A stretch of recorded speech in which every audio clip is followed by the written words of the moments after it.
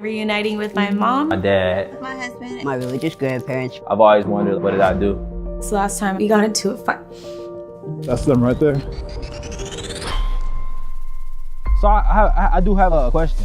So what's going on? What's happening, Christian fam? Welcome back to like a third or fourth video. Never mind. Welcome back to my channel, Stevie TV, man. I'm so glad to have you guys here today. And we about to get it started, man. Man, I appreciate y'all for sticking through me with this channel, man. I appreciate the love, I appreciate the support. Man, if you haven't liked my last video that I posted, man, like, comment, man, and let me know how you feel about that unboxing review, you feel me? Before we start with the video, man, I want you to like, comment, subscribe, man, and click on that little notification bell, man, so that you can get notified when your boy over here posts new videos, man. You about to get it. And the story time I'm finna drop for y'all today, man, is about how I landed a role on a Snapchat TV show. Yes, a Snapchat TV show, man. I was very, very thankful, very, very excited, man. If it wasn't for the Most High, bro, I don't think I would ever been put in that position, man. You know, definitely when you're walking according to the Lord's will, man, the Lord would definitely put you in that position to win, no cap. All right, man, let's get to that story time.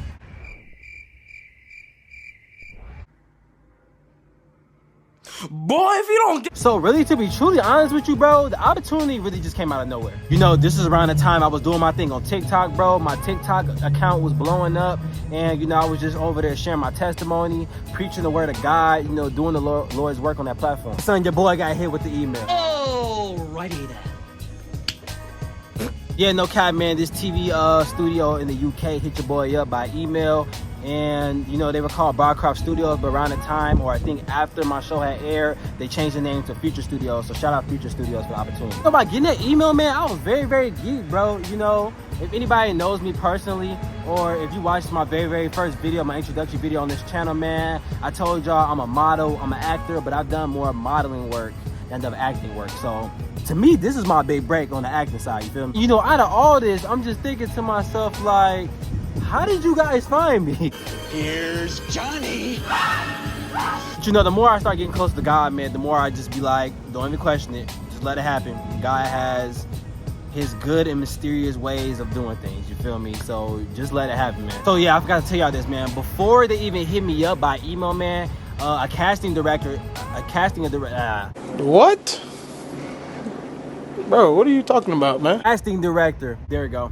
Hit me up on Instagram from the TV studio about small little details on the show. So, you know, the casting director asked for my email, gave her my email, and then we started chit-chatting on there. It's crazy because this is how I knew that this opportunity was from the Lord, man. God's so good. You know, as she hit me up on email, she reintroduced herself like, hey, you know, I'm the casting director for Broadcroft Studios. You know, we're filming a short film docuseries for Snap Originals. When I heard it was from Snapchat, your boy went berserk. So you feel me? She was just basically telling me that they was filming a TV show for Snapchat, and it was a show called Reunited. And so basically Reunited is a show in which, you know, they were trying to bring people's loved ones back together who they haven't seen in a long time. And basically, man, the reason how she found me is, she told me in the email, is that she found me on TikTok. And it was basically a two-part testimony that I made on TikTok about my experiences of homelessness. That's for another time. Man, I was shocked, man, because when I made that video, that two-part testimony on TikTok, man, I was really just trying to share my experiences with homelessness and really bringing awareness and, you know, just sharing my story with the world, man. I didn't think that it was going to lead me to an opportunity to get put on a TV show. So God is good. So, you know, basically she was asking me if I wanted to get on a Zoom call the next day. And basically what the Zoom call consisted of, it was... basically it was like an audition, and I killed the audition. They sent my audition off to the people at the headquarters of Snapchat. You know, they said that my story was so touching that they had no choice but to put it on the show. And I was the first episode. That is the most craziest and wildest part, and that's how I knew that God blessed me with that opportunity. Yeah, man, when it comes to those TV shows, man, there was a lot of paperwork involved, you feel me?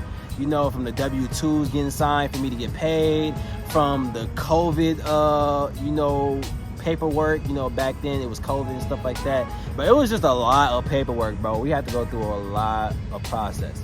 But before I could even fully get on the show, they had to find a person for me to reunite with.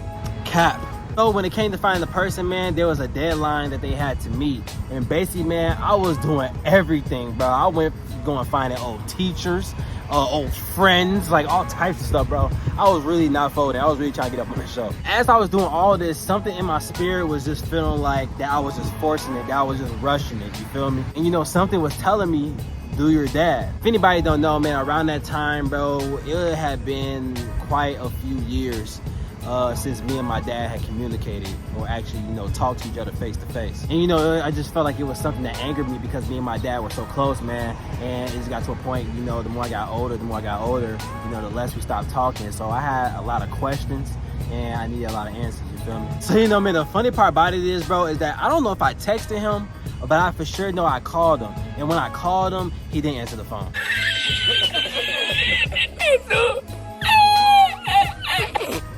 But when stupid flies, bro. My bad, y'all. But anyways, when I called him the second time, bro, you know, because I ain't gonna lie, the first time, bro, when I called him, he answered the phone. I was like, dang, bro. I was like, I might not even be able to get this opportunity, bro.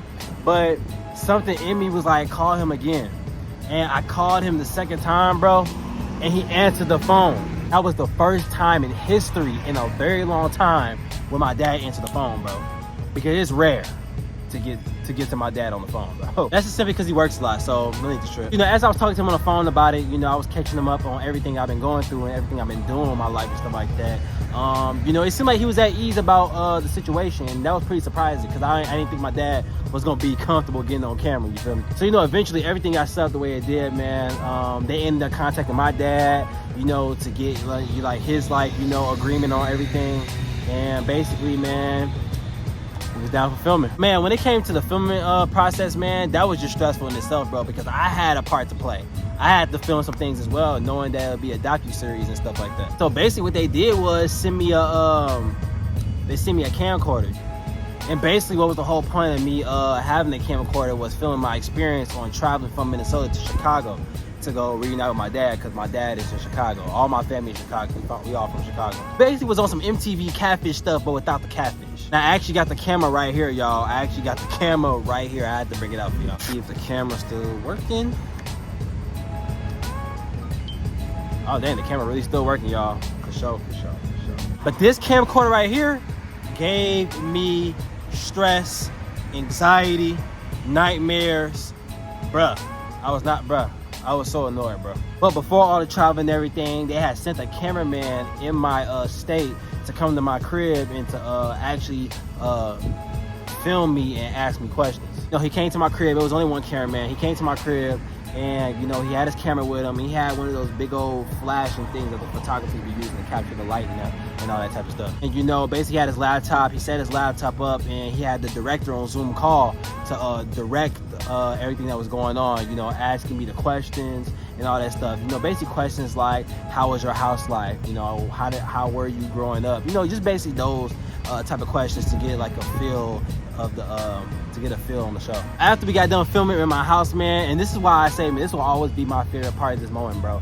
This how you know Hollywood is a big illusion, bro. Hollywood is nothing but illusion. TV shows and movies, they're nothing but a big illusion, bro. And the reason why I call it a big illusion, bro, is that because I was supposed to film in Chicago the next week, and that same day where I did the interview and everything in my home, they basically ordered an Uber for me, and we filmed and pretended like I was on my way to the airport. The whole time your boy was just going down the block. But I just thought it was pretty lit though, because it's just crazy to see how these TV shows and these movies can make it seem like one way when it's really another. It was just really cool to really experience that though. Basically, man, the next week comes, man, and I'm on my way to Chicago.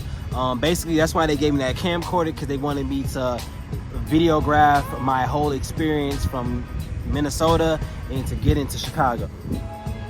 But this is the part where I was very blue. Like, your boy had no good experiences with the camera, bro. Like, all the footage and everything that I was recording, like, especially from me from the house to the airport to get on the plane and everything, bro, none of the footage saved on the camera. And then on top of that, filming stuff with the camera, I had to film stuff on my actual phone as well, bro. It was just a big mess, bro. It was like, in a sense, I got some footage, bro, but majority of the footage that I was looking forward to seeing, bro, I didn't even get half that footage, bro. I was super blue, bro. I'm not even gonna lie to you. I say, man, shout out to Future Studios though, cause they pay for everything from the lifts to the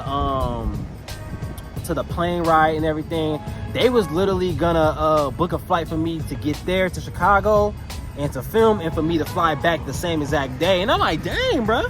Like, can your boys see their family? No, shout out to them, man. They let your boy stay in Chicago for a good 2 or 3 days, and then, you know, they ended up paying for the flight for me to get back home on time to get back to work. So, you know, that was a very good opportunity, man. I'm very, very blessed. So as soon as your boy touched down from Chicago, my sister Deja, shout out Deja, man, she came to pick me up from the airport, and basically we had to be on our way all the way to the city I was born and raised in, Markham, Illinois, man. We had to, that's where the filming was at. Basically what they wanted to do is that they wanted us to both meet up at a spot where, you know, basically where me and my dad always used to go to. And that's basically that was the spot where everybody in the neighborhood played basketball. Basically all the neighborhood kids were out there having fun, you know, you feel me, during like the summertime especially. So it was just very, very, you know, memorable place. We went to go play basketball, you know, do all types of stuff. This is how I knew that they were very, very good on their part. They were very, very tricky with it, because they never even told my dad that I even landed, nor did they even tell him that I even came to Chicago. Whole time I'm thinking that he know that I'm coming to Chicago, but whole time I believe they was telling him some other thing. So it was cold, man. It was cold how they just both got us, and that's basically how they both wanted to get our reactions for the camera. So basically, before I even surprised my dad, man, I had went to the other side of the building so they wouldn't be able to see me, and it was 2 other videographers there. And basically, before we snuck up on him to surprise him, they wanted to ask me a few questions on camera, and basically asked me how I was feeling, if I was feeling nervous about the situation. And you know, I was, you know, your boy was prepared though. I was ready, bro. You know, fear, you know, don't overtake me, but it really just be the I really just be anxious. It really be the anxiety that be coming over me, man, because I didn't know how this was gonna go. And even before big things happen for me, I always get butterflies in my stomach. I always get a little nervous. I never feel for them. So after that, man, we basically, you know, the camera followed me or whatever, and you know, as we was getting closer, the other cameraman that was basically over there distracting him, basically, you know, I think tapped him and told him to look over there or turned him around or whatever, and then he saw your boy. So, you know, it was just a very wholesome reaction, bro. You know, there was some tears involved, there was hugging involved, man. It was just really, really something that I feel like really need to be done, man. You know how black people just be running around when they laugh, or when they see a new outfit, you know, they just like, man, check out your outfit, man. Yeah, you looking good. No, you looking good. It was just like, it was one of those, bro. You know, the filming process with my dad went well. A lot of questions I had got answered, but basically, like, from my perspective, the ways that I thought, they really weren't the case. So a lot of things that I thought that he was doing, that really wasn't just the case. You know, it was this one thing that he said during the filming process that really, you know, really touched me, because it really felt like he cared. And it was basically, he was saying, like, you know, he would have never gone through with this whole TV show thing, but just because it's something that I want to do, just because it's something that I'm passionate about, he was all on board. So that just really goes to show that he truly cares, and that he really is out to support me on whatever I'm doing in life. So that's what's up, and something I'm always gonna cherish. So after the film process or whatever, me and my dad spent time with each other for like a couple of hours, got to see my grandma and everything. So it was just amazing. It just felt like how it used to be. You know, everybody got together, you know, chopping it up, laughing, and just, you know, really just catching up on everything that had been that need to be catched up on. So, you know, after basically my 3 days in 2 or 3 days in Chicago was up, you know, I get back to Minnesota. That same day I get back to Minnesota, I have to go to work. So I was already blue, because I was like, okay, I lived my dream, now I have to go back to reality. So I hate it here. it's just like, I was, yeah, it wasn't it. And I was already, you know, pretty frustrated with that job anyway, so yeah. But I believe that since a lot of the footage that I was recording from the camcorder got deleted, they had me try it out one more time, and I basically, you know, went all the way out to Minneapolis.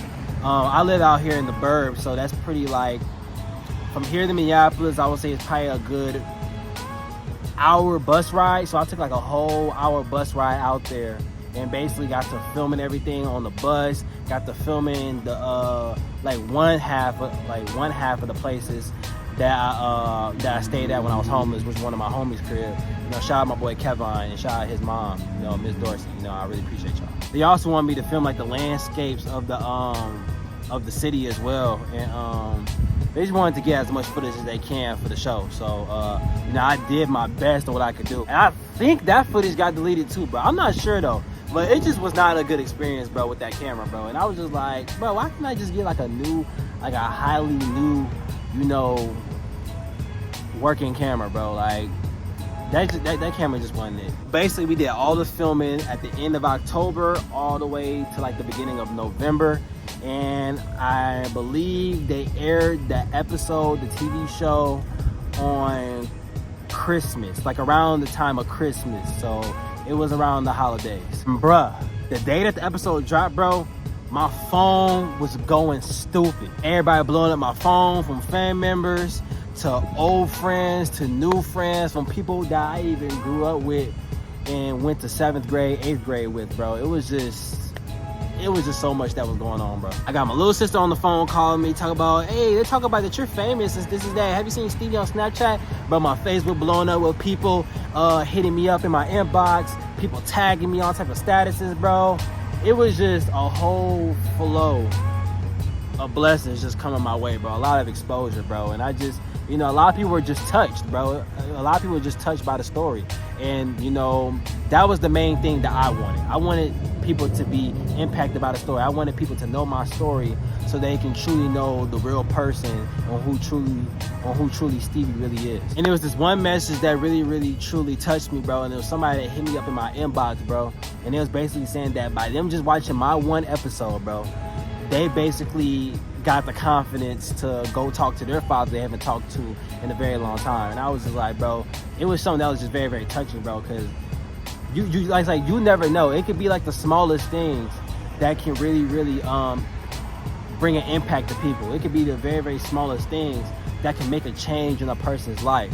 And you'll never know until you actually, you know, go for it and put that stuff into fruition, man. So yeah, bro, that's basically my story. But what I can say in the lessons that I learned is to always have forgiveness for those that hurt you. Always have forgiveness for those that leave out your life and stuff like that, because like, to be honest, you know, the forgiveness is not for them, but it's for you, so that you can move forward in your life and so that you can be a better person and so that you can be healed from the things that, you know, hurted you. I also learned too as well, bro, is that you never really truly know what people are going through. Is that, you know, you can always think about it as just like, look how I feel, you know, what about how I feel? And it's like, we truly never know what people are going through behind the scenes, bro. People go through life. People go through trials and tribulations. People go through spiritual warfare on a daily basis. And especially since the times that we're living in, bro, people mentally and, you know, physically aren't there anymore. So it's just like, you know, it's best to check up on people, be the bigger person, you know, let go of that hurt that you have towards people who hurt you. Because, you know, we truly just never know what people are going through. And it's like, yeah, you might be going through something, but you have to think about it, that there's people in this world that are going through things way worse than what you're going through. So it's just best to be humble, to show humility, show kindness, and show love towards those that are struggling. And just to give you guys an update on me and my father do still talk from time to time. I just have to realize, you know, people are just busy with life. People work, people go through stuff. So, you know, yeah, me and my dad just actually talked like a couple days ago, and he's doing good. I let him know that I'm doing good. So, you know, no love lost. I always will love my dad, and you know, we'll always, you know, have that relationship, you know, you feel me? But one last thing, God also told me that the reason why he did put me on that TV show was so that I can get closure on the situation, so I can let go of my unforgiveness, so I can let go of my bitterness and my hurt that I was having towards my father. And so, you know, I feel like that was very, very powerful. You know, I feel like the Lord works in many ways, and I just want to say I'm very thankful, I'm very blessed. If it wasn't for the Lord, I wouldn't even have had that opportunity to get through, you know, that thing. And I wouldn't be able to have the opportunity to be on a TV show. And basically, I went from an aspiring actor to being an actor, so thank the Lord. But no, I'm not gonna cap though. This is actually the one last time I'm being for real this time. But this is for all my aspiring models, aspiring actors out there, man. If you've been putting in that work and you still have not seen no results, bro, I would just say, man, continue to keep going, bro. You know, continue to keep pressing forward. Stay consistent on a daily basis. keep your face and your focus on God at all times, bro. And it's because the reason why I say you should not stop, bro, is because you never know who's out there watching you, bro. You never know who's out there being impacted by your videos, being impacted by your photos, being impacted by anything that you do, bro. Music as well, like that business, anything, bro. So I would say continue to keep pressing forward, bro, in all things that you do. Remember Romans 8:28. All good things work for those who love him and are called according to his purpose, bro. So if you are called according to God's purpose, bro, God will make a way. God will provide you with the steps and the tools that you need to continue to keep pressing forward in the purpose that he has for your life. But your boy finna go inside the Crizzo because it's getting pretty dark out here. But if you was rocking with the Storytime family, please leave a like and please comment. And if you're new to the channel, like, comment, subscribe, and click on that notification bell, man. Click on that notification bell. I ain't gonna tell you again. But nah, for real, man. I love y'all, man. Stay tuned for the next video, bro, because we is going up all year round on this channel, bro. We finna continue to keep pressing forward. We finna continue to stay consistent. And we finna continue to keep praising God on this channel, man. You already know how it goes. I love you, and so does God. Peace. Reuniting with my mom. My dad. My husband. My religious grandparents. I've always wondered, what did I do? It's the last time we got into a fight. That's them right there. So I do have a question. So I want to just ask if she could just put everything behind us and just have a closer relationship. Can we just reconnect again and just pick up from there? I'm a little bit nervous, I'm not gonna lie. I just don't want to leave anything unsaid. Oh my gosh. I wonder how tall they are, what they're gonna say.